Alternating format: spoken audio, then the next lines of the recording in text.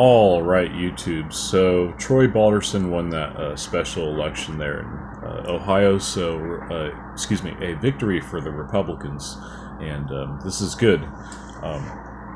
The Republicans are winning. It's become a snowball effect in a lot of ways because they're essentially running on a winning message.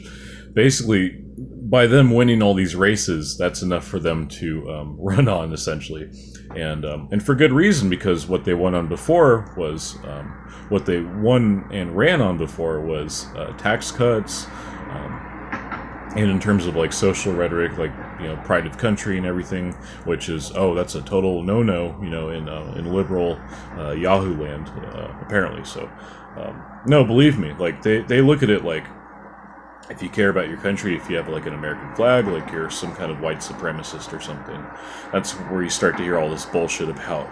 It's just such bullshit. You start to hear about the national anthem is racist. That's why we're gonna kneel, and the American flag is racist, and all this bullshit.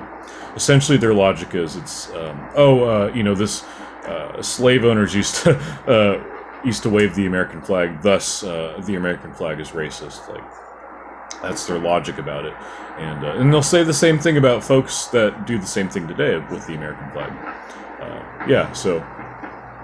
Fuck the kneelers. They can kneel all the fuck they want. I'm not going to stop the NFL from imposing fines or anything. Let them show their true colors, honestly, and honestly, football is kind of a shit sport, anyways.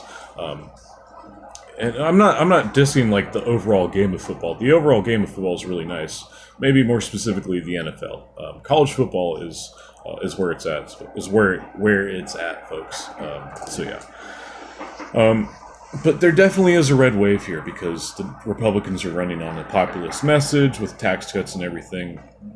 And look, if they can get around to passing a second round of tax cuts before the midterms, they would be golden. But, they probably will still run on that. They'll probably market it this way. They'll probably say like, after the midterms, we'll have enough control in the House and Senate to easily pass tax cuts and everything, which would be awesome.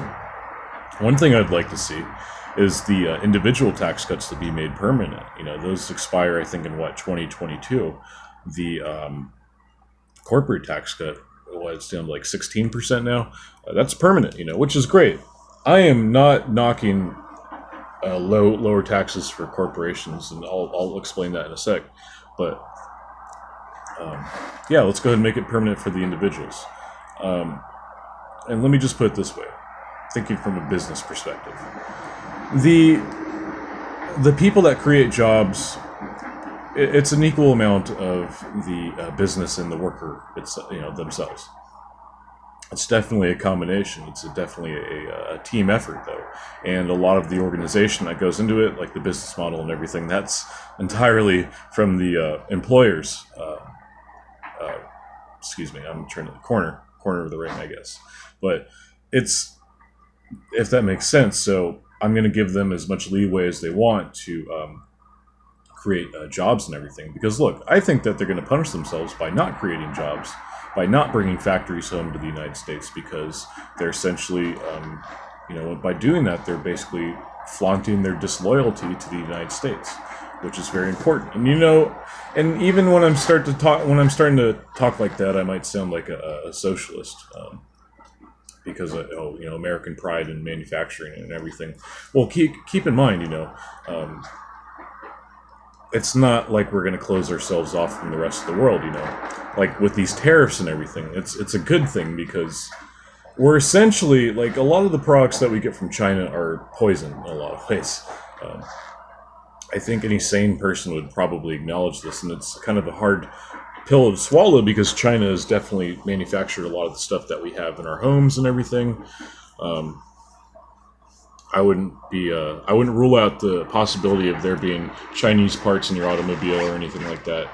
Just a bunch of bullshit. Anyways, we just want to, reinvigorate faith in American manufacturing. I don't know. But all these things clump together. It's a winning message. People like it. And there definitely is a red wave, and I don't think it can be stopped, I think of people like Maxine Waters, and by the way, I'm totally endorsing Omar Navarro against Maxine Waters, but if she continues to be the spokesperson for the Democratic Party, and then her her Ocasio-Cortez and what was her name, Sarah Smith, I believe, all three of them, like, they don't have very solid messages, especially Maxine Waters. Like, bear in mind, like, Maxine Waters could be as pro-Trump as all hell, but look, the way she talks, oh, I would not want anybody like her on my team. Fuck no. And I'm not saying that's the same. I'm not taking that stance with Ocasio or Sarah Smith, because they're bright young ladies. Like, I'm sure they have very good ideas, but they're just not articulating them very well, and they probably are fighting for the wrong team. You know, they're probably, like I believe with most human beings, are inherently conservative in a lot of ways. But I don't know. That's just my take on it. That was a pretty good take. I'm going to end on that. Yeah, but definitely a red wave coming here, folks, and it's exciting for sure. I'll see you guys later. God bless.